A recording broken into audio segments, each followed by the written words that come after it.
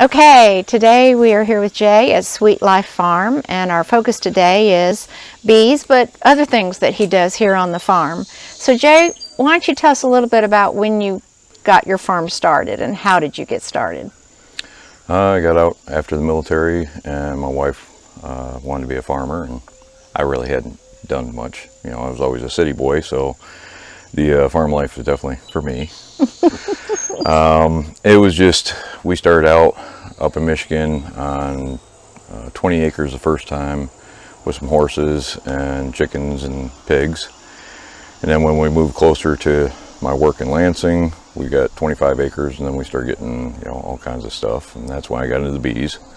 My buddy come into work and he's so happy that we're going to be beekeepers, and he sprung it on me. I'm like, no. He's like, what do you mean no? I said, no. And I just walked away from him. So he bugged me a little bit more, and at lunch he gave me a book on beekeeping, which I don't even remember what the book was. There's so many of them. And I started reading it at lunch, and that evening I went home, read some more. The next day I was outside making beehives.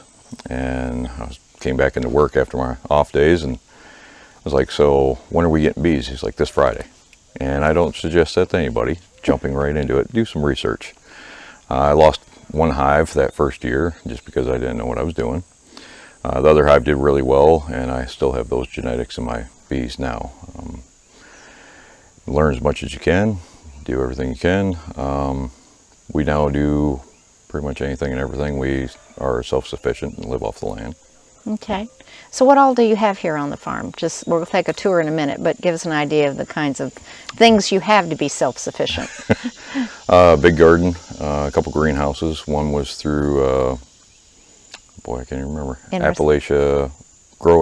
Grow Appalachia. Uh-huh. The other one is through the NRCS. Okay. So we got two greenhouses. One's much bigger than the other. So we do a lot of starter stuff there for the garden. And then the horses, that's just for fun, but the cows are there for reproduction and milk and meat. The goats are the same thing, and the sheep are also there for meat. And then chickens are for eggs and meat. Mm-hmm. Turkeys are there for meat, and then the bees, of course, are there for the honey. And so do you sell any of your products to the public? Yes, limited. Whenever we have extra, we'll sell off whatever we can. We'll take a cow down and get it USDA certified, and then we'll sell it off at the farmer's market through a friend of ours. Okay, good. So you said you got into bees by accident, but I know you're also an inspector for the state. Mm-hmm. What do you see when you go around to various farms with bees? I mean, are there first-time mistakes you see people make, or, you know? Yeah, my job as an inspector is to, one, to inspect bees whenever they have to move them. In the state of Tennessee, you have to be inspected before you move your bees. Either into the state, out of the state, through the state, just from your yard to the neighbor's yard. They have to be inspected, and that's to cut down on bee diseases. There's plenty of them. It's mainly I make sure that they're healthy, and then I give you a certificate to move your bees. Also is education. So if a new-time beekeeper, they can't find a mentor or they can't find a club that's near them, then it's our job to kind of go out and help them and make sure they're not making this little mistakes that there's always something simple that you may just overlooked, and your bees aren't doing very well because of that. Okay. And so is that the only time, do people need a license to have bees? They need to be registered with the state, and that's only for American foulbrood breakouts. And that's something that's contagious to the bees, and the only way we've found that is 100% success rate on taking care of the American foulbrood is if we find it in your hive, then we have to euthanize the bees and burn all the equipment because of the spores that can be easily transmitted. Otherwise, there's no reason for us to ever come out to your farm unless you call us. The inspections are free, registration's free, everything's free in the state of Tennessee. We really love beekeepers here in Tennessee, so we really try to help out as much as we can. We're busy. There's only my boss who covers the whole state, and then Keaton's on the west side, and then I'm here on the east side, so we're really busy a lot of times. My boss also has a local inspector program, inside the clubs, and that way the club can help with local inspections of 10 or less hives. So talk about clubs. Clubs are a really great deal. They meet once a month when we're not in COVID. So a lot of clubs are starting to go over to Zoom or one of the other media platforms, so therefore they're still being able to get that information out. The clubs usually charge anywhere from like $10 and up a year, so they're cheap to join. Some of them don't even require you to join. That way you can show up. Best is if you show up a little bit early and talk to other beekeepers, and then enjoy the meeting. And they usually have a speaker that does a certain topic timely for that type of year, and they talk about bees, and then stay a little bit late and talk again to the beekeepers. Ask those questions. That's what that club's there for. I see a lot of beekeepers that they show up right at 6 o'clock and they leave right at 8 o'clock when the meeting's over, and they don't get that little bit extra, or they don't ask the questions. It's like the club's there for you, help out.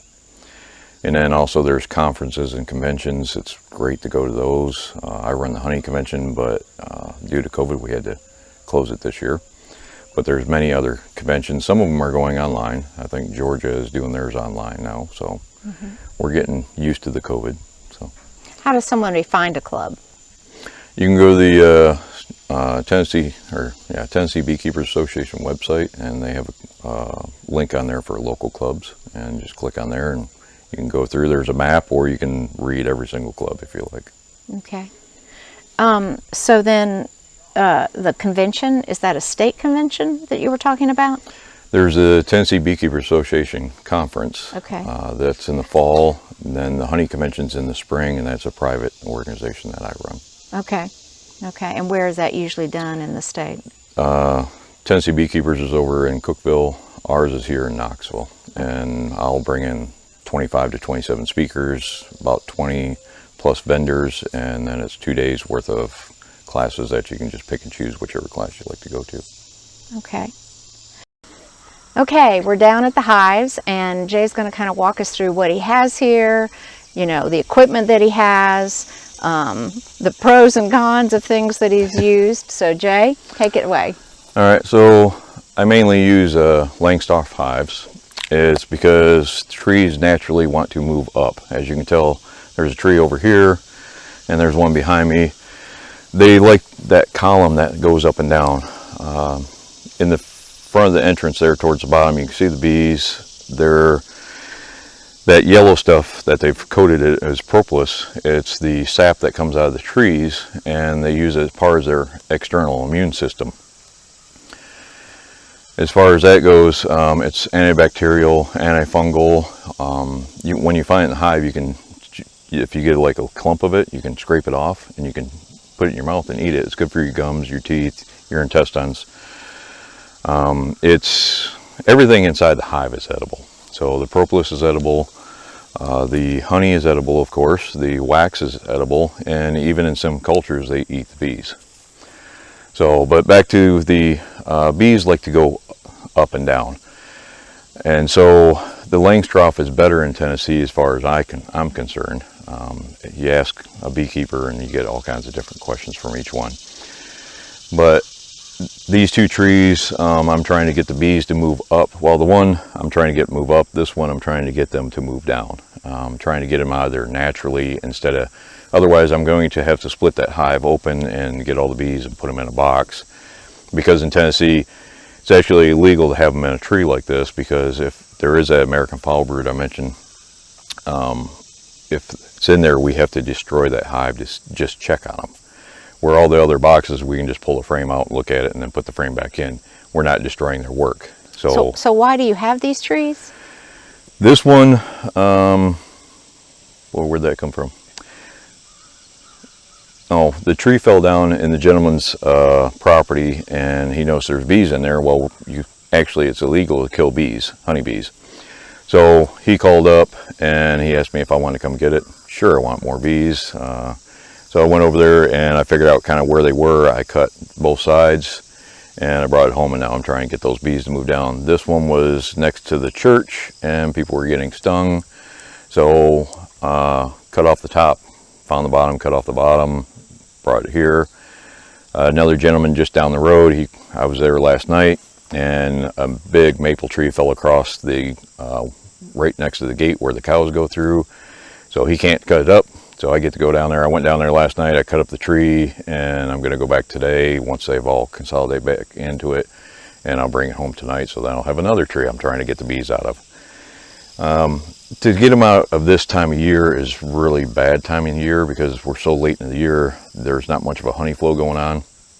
So unless I have drawn comb and they can just start putting nectar in there to turn into honey, that would be okay, but I have some equipment but not much.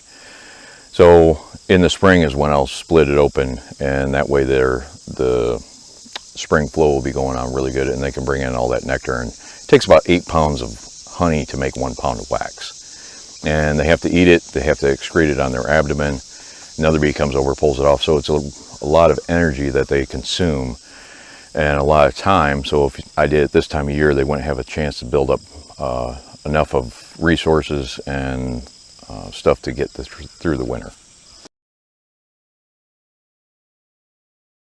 So tell us about the life cycle of a bee. So the queen is most important. Usually there's only 1 queen, sometimes there's 2, but typically in a hive you have 1 queen. Most people think they only live a few years. There's that queen there, she's about 8 years old. So they can live for a while as long as there's a good support system inside that hive.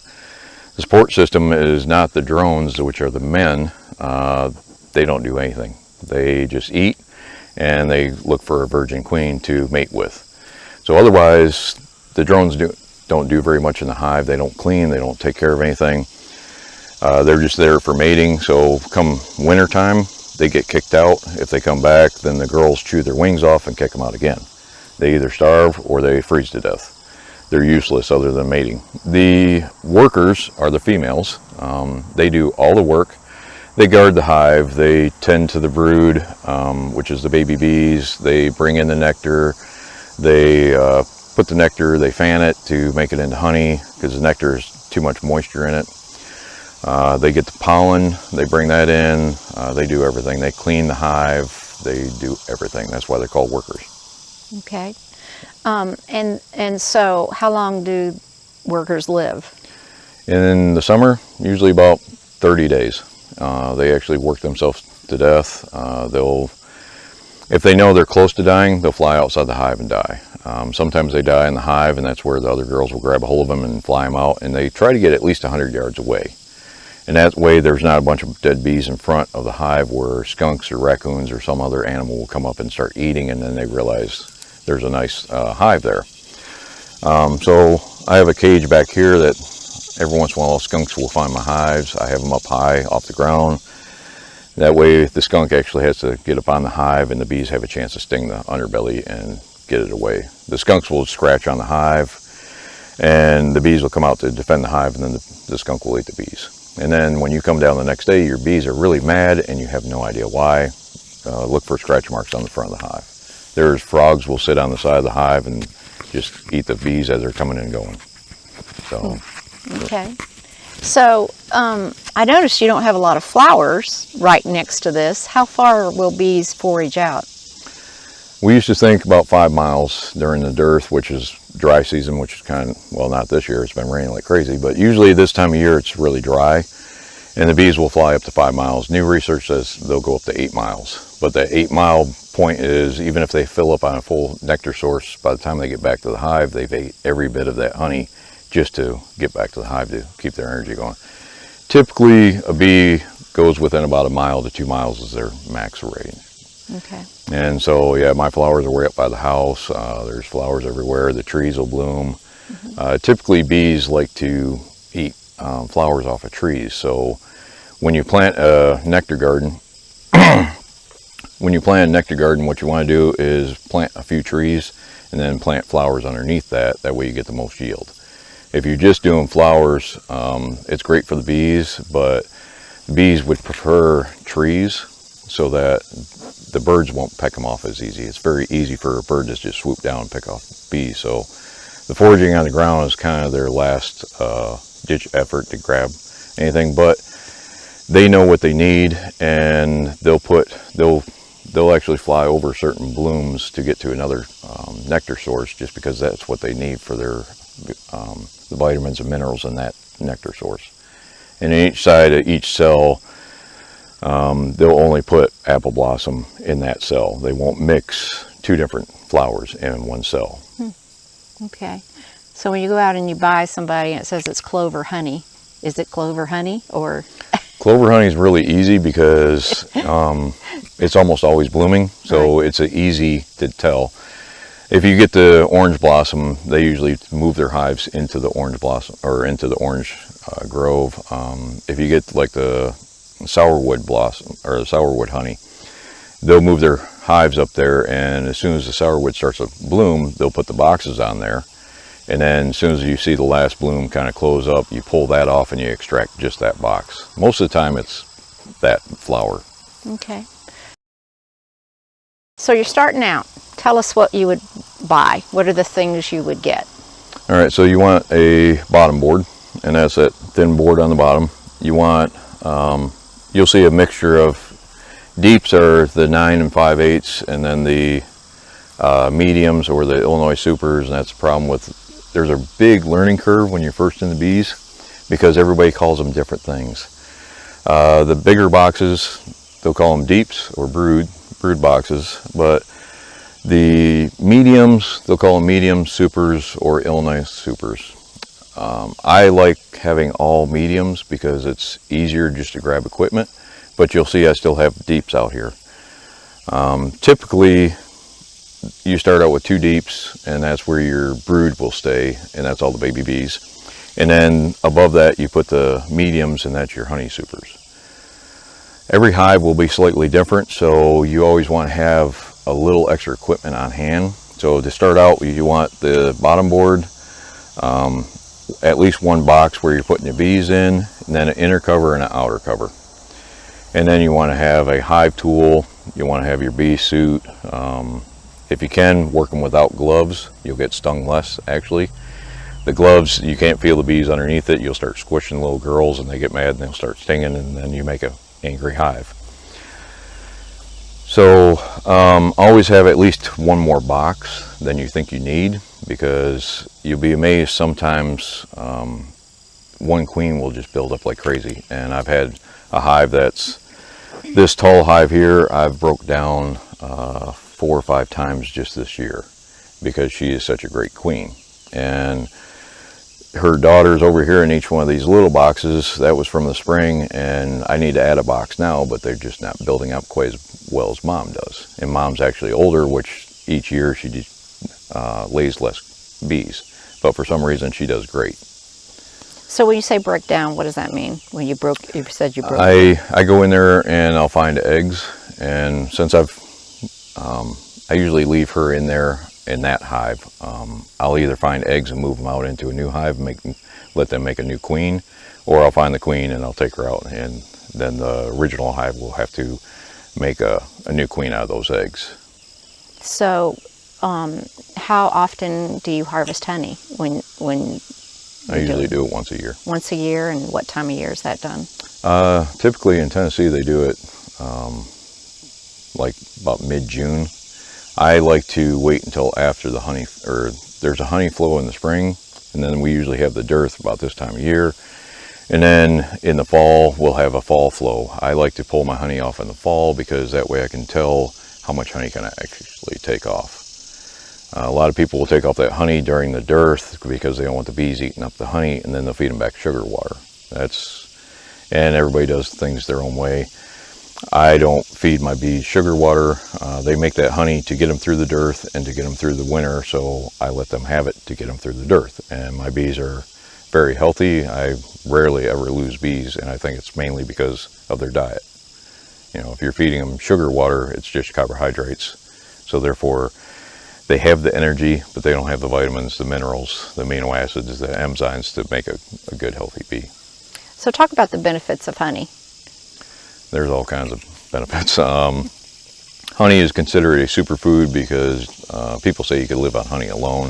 It has the vitamins, the minerals, amino acids, enzymes, along with the carbohydrates, which is different sugars. So you can eat a spoonful of it each day and you'll actually start to lose a little bit of weight. You can, instead of putting sugar in your coffee, use honey. It's much healthier for you. Instead of cooking with sugar, use honey. It's healthier. The honey is a much better sugar for you than cane sugar or beet sugar. So it's just better to use honey whenever you can. So if you buy honey, I know there's been stories that it's not always pure honey. Yep. I mean, so tell us a little bit about when you're buying honey in the store. Best thing is to find a local beekeeper and buy from them, because then you know it's good honey. The state of Tennessee only allows you to sell 100% honey. So that's where this adulterated honey with corn syrup in it is a problem, and it's coming in through these big producers. So they'll take it and they'll cut the honey with corn syrup. And if you actually know what good honey is, you can taste the bad honey. It just doesn't taste quite right. So therefore, know your beekeeper. And buying anything off the farm is always better. It tastes better. So honey's definitely going to taste better off the farm, because you know your beekeeper. You know he's not going to be cutting it with corn syrup. So what are the added value products that somebody that has honey might consider doing? I mean, there's a whipped honey and... There's whipped honey.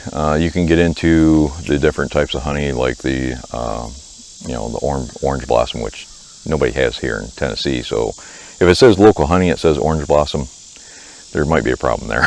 Yeah. But you can get into apple blossom honey and the different types of honeys like that. You can put it in a nice fancy bottle and people will pay more. If you go to, I won't use their name, if you go to one of the stores, they have the nice wine flask, and it's $26.95 for that wine flask. It's 12 ounces.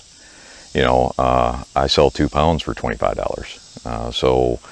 But mine just comes in a plain old mason jar.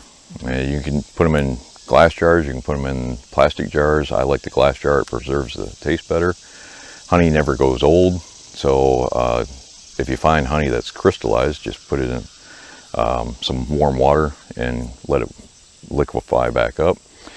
So the added values there, you can make the crystallized honey. It spreads better on your biscuits. You can make the whipped honey. The other products in the hive, from the wax, you can make candles. I have guys that do reloading of ammo. They buy wax. When I was up north, people would buy it to put on their skis. You can do all kinds of different things with wax, and you can make them into sculptures, coat stuff. There's people that take cloth and they wax coat it, and then they put it over their mason jars, and then they put their lid on there.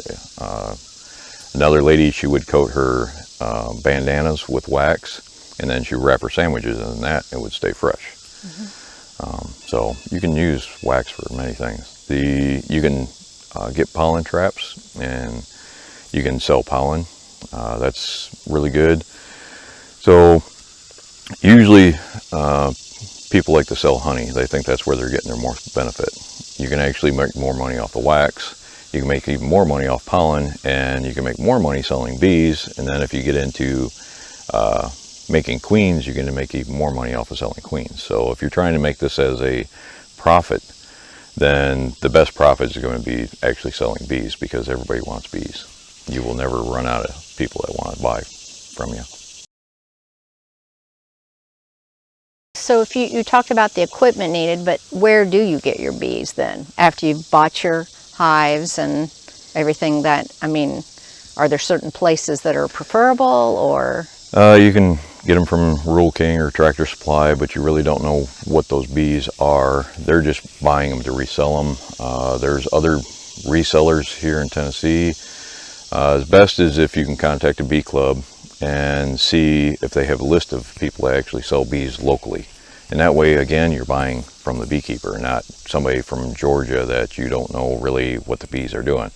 And what you want to look for is, you know, I like honey, so therefore I like to produce a lot of honey. I want a queen that has the possibilities of producing a lot of honey. Other people, they want to buy bees to sell bees, so they'll buy a queen that likes to produce a lot of bees, and they may not be the best honey producers, but they produce a lot of bees. So it's like when you go to buy a cow or something, it's the same thing. Well, you want to know kind of the genetics behind that, the DNA. You want to do a little research. So if you're just buying bees from, you can contact some of the big bee supply companies, and they'll send them through the mail right to your house. You don't really know what the genetics of that bee is, because they're most likely they're buying from somebody else and reselling. They may have bees, you just never know. So you want to ask where those bees are coming from. What kind of success rate do they have? Do they overwinter very well? Or do they, a lot of problems here in Tennessee is we lose about 70 to 80% of our bees every winter, and it's because they can't survive over winter. And so you don't want to keep buying from that same person every year, because you're going to get discouraged and you're going to get out of bees. Switch it up, change to a different supplier, and buy somebody else's bees. Or if you see the queen's not producing very well when you do your hive inspection, then make the choice of, do I want to get a new queen? Do I want to kill her and let them raise a new queen? So talk about a little bit more about pests and diseases. You talked about when you have to destroy hives, but it's been all over the news for several years that we're losing all our bees. Yeah, there's many different things that can be problems to the bees. The American foul brood is the worst. And that's foul brood? Foul brood. It attacks the brood, the baby bees, so therefore it's bacteria that basically eats up on the larva. So it slowly decays, and that's where it starts to smell foul. Some people say it smells like a chicken house. Other people say, to me it smells like an animal that's been on the side of the road forever. It's that decaying flesh. Okay. There's also a European foul brood. That one is treatable. You can either remove the queen for a few days and let them bring in more food and take care of it, and then put the queen back in, or you can requeen it, or you can get terramycin from a veterinarian if that veterinarian does bees, and then you can clear up. Most of the other diseases are coming in from the varroa mites, and that's another pest. You need to test for varroa mite, and if you have them, treat, and then make sure you test again to make sure the treatment actually worked. Most people just treat, and no matter if they have varroa mites or not. If you go through my hives, I rarely ever have a varroa mite during a test, and it's the genetic of the bee, and it's the healthy diet that they have, I believe. So how do you test? Do you have to send it off, or? No, you get the easiest way, or the cheapest, is grab a mason jar, find enough wire that they can't get out the top, and scoop up a bunch of bees inside the hive. You got to open up. You try to get off the frame with all the nurse bees.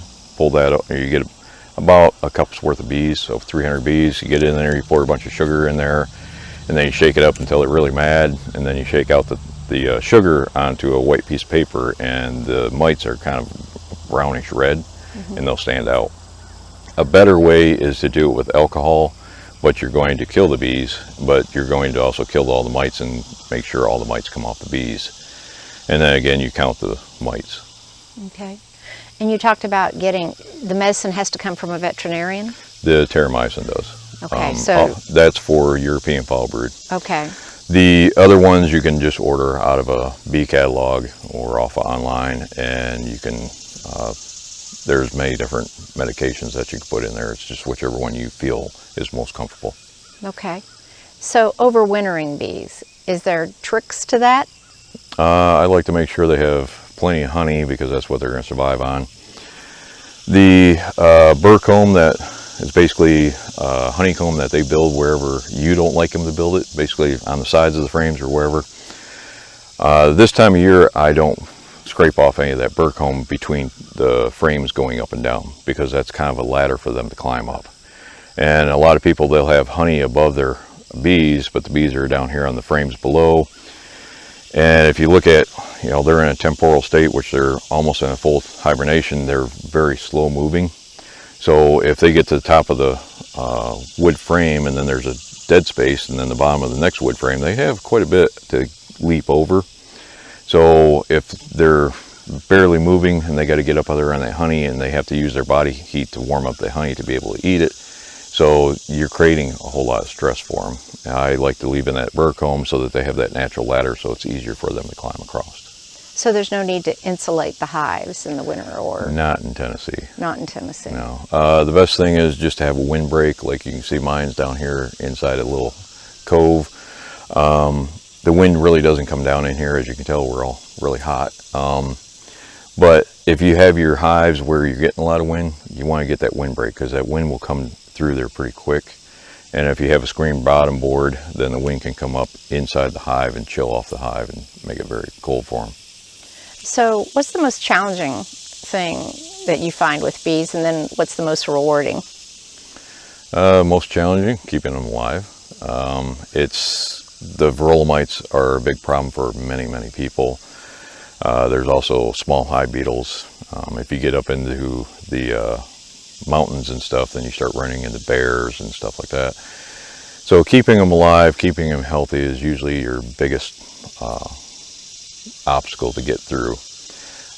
Most rewarding is just coming down here and relaxing with them, enjoying them. There's bees all over. They're starting to fly pretty good now. They're not bothering us. I like to come out here and just watch them. When I get into the hive, you can open up the hive and I take PTSD veterans into the hives, and you can just see the energies melt off them, because they're in the moment, they're relaxed, and I found that personally with myself, as I have PTSD. So therefore, whenever I get in a hive, it's centered. It's, you with nature. Mm-hmm. And you're always finding something new inside the hive if you're just paying attention. There's always something that's going on that's really cool. So any last words for a new beekeeper that wants to get into beekeeping? Do your research. You can build everything in that hive, and you can put up swarm traps or put your name out there and say, hey, I'll come catch a swarm. Those are free. They're not always free if you're climbing up on the backside of your truck. Be careful catching swarms, but it's fun. It's amazing. I didn't think I'd get into it this much. I've spoke around to several different state conferences on bees. I've done shows on bees. Didn't think I'd get the bug. And yeah, they're amazing little creatures. Every time you get in the hive, there's always something new that you're going to find. So occasionally you'll see on Facebook people have swarms. I mean, who should they contact? The bee club, the local bee club? Or? Bee club is usually the best, or the county extension agent should be having a list of the local bee club or people that want to collect bees. My extension agent, he calls me up, and he calls another guy up over in Hawkins County, and between the two of us, one of us will get those swarms, or we know somebody that will get them. Sometimes I'm on the other side of the state doing an inspection, and I'm like, well, call this person or call this person, or I will call them. And that swarm has left the box because there's too many of them, and it's just natural to split and make more bees. So when you see a swarm land somewhere, they're looking for a new home, and they're actually making a decision collectively, figuring out which home they're going to take. Hopefully it's not the side of somebody's house. And what I mean by the side is the inside of their house. And that's a whole nother idea of doing cutouts and stuff. But this swarm, it's great to catch them. It's fun. It's always, you feel your blood pump as soon as you go, oh, I'm going on a swarm call. It's always fun. So. Well, Jay, we're going to walk around the farm now and see some of the other things that you do here on the farm. But thank you for the information on the bees, and we'll have your contact information. Do you have any feel for how many are registered in the Upper East Tennessee area? Upper East,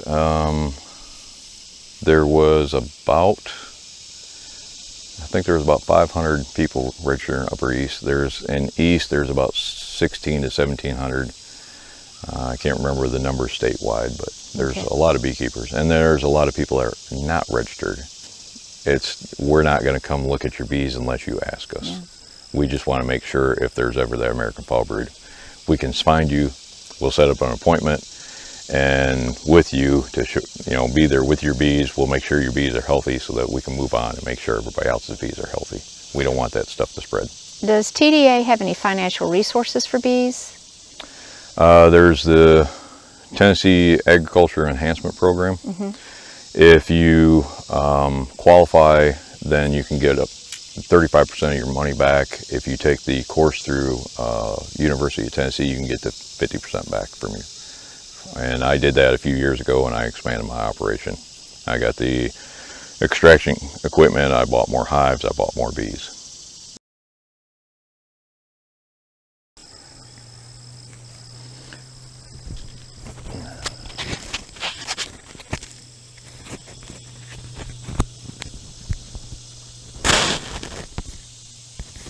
Is this mic still on?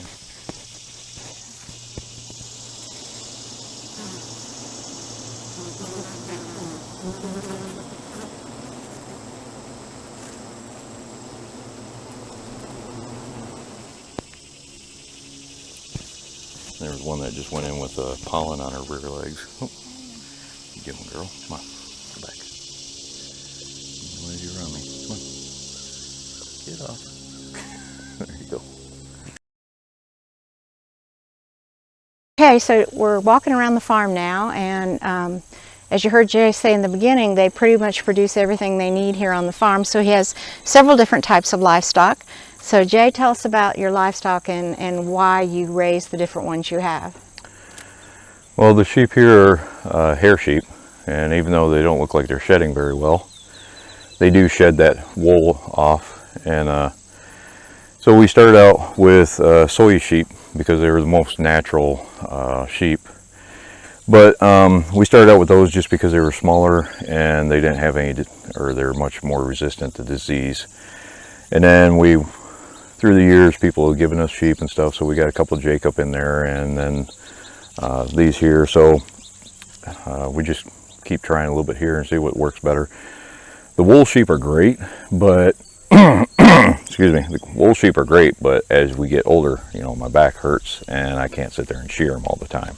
So the hair sheep are really great because you can look around, there'll be little spots of wool just laying there, or like you said earlier, in the fence. They love to rub against it. So some of these we do have to shear a little bit once in a while just because they haven't shed it for some reason. So what other, you have some cattle? What types of cattle do you have?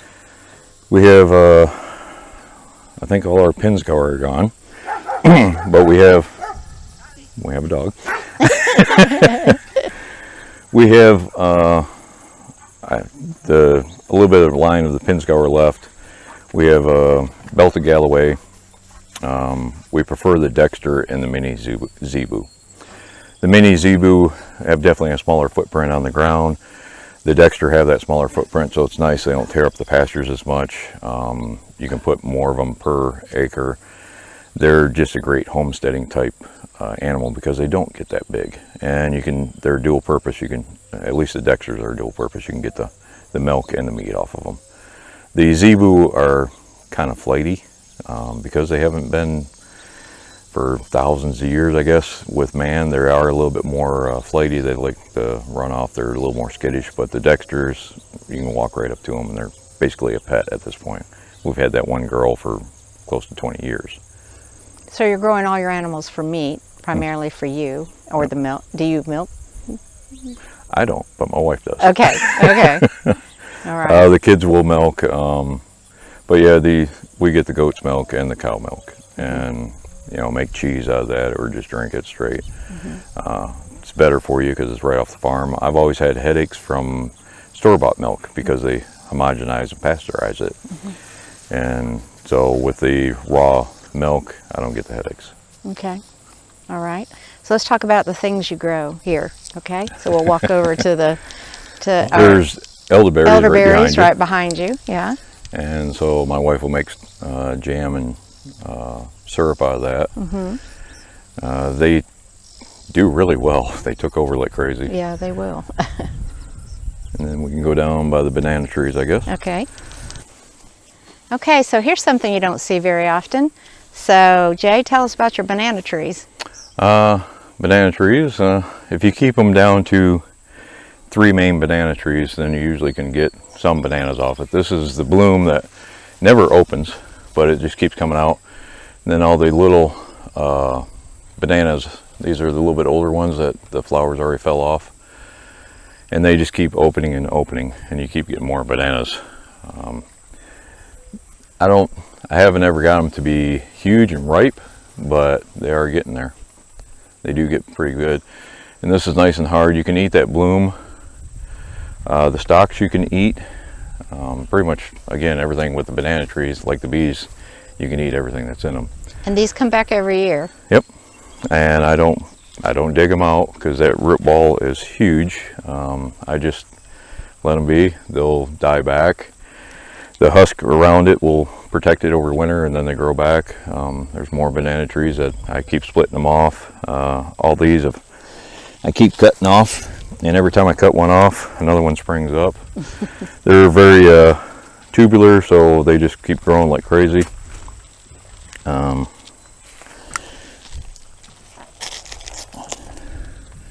they're just wide open. And the only thing I suggest on this is when you cut some of the leaves, sometimes the juice will come out of it. Do not drink that juice. You may think it's going to taste like banana juice, but all it does is dry your mouth out instantly. Okay. Learn that the hard way. Okay. All right, and then let's talk about your high tunnel, what you do in your high tunnel. The high tunnels, they're mainly for over winter. We're starting seeds out in them, and we're trying to get things going. This one I now have storage in just because we're done with the springtime build up. I have thornless berries here. There's goji berries there. The thornless berries have kind of gone in and outside, so the goji berries, it's too hot in the greenhouse, so they never produce berries, but the ones I have on the outside, on the other side, they produce berries all over the place. And they have a lot of healing properties to them, but they just taste really bad. Okay, okay. Do you know what variety of goji berries you had? No. Okay. No idea. Okay. All right, and then you said this high tunnel came from NRCS. Yes. Okay. Do you grow year round? Yep. Okay. So NRCS was really good about this, and they can contact them and they can get you all kinds of details. And we got the whole, basically you didn't have to pay for anything. Yep. And it's really messy in here because we also use it for storage. Right. But we have raspberries and I can't remember. I don't do the farming, so my wife could tell you a lot more about all that. Yeah. And you actually have fixed it so you can use heat, which you can do after the period of time of the end of your contract. So, and you just heat it with wood? Yep. Okay. Okay, and probably only the nights it's going to get really, really cold. Yeah. Okay. And then the sides roll up and down so you can let the heat in or out. Right, right. And then your regular garden here, just your family garden. Yep. We have a row of strawberries that did phenomenal this year. And then the trellis there is my kiwi, which is the heart of Annie. Okay. And if you keep an eye on them and you constantly prune them, you'll get a lot of kiwi off them. But if you let it kind of overgrow like I've done this year, just because I've been doing so many other things, the vines will start choking each other out and you won't get much.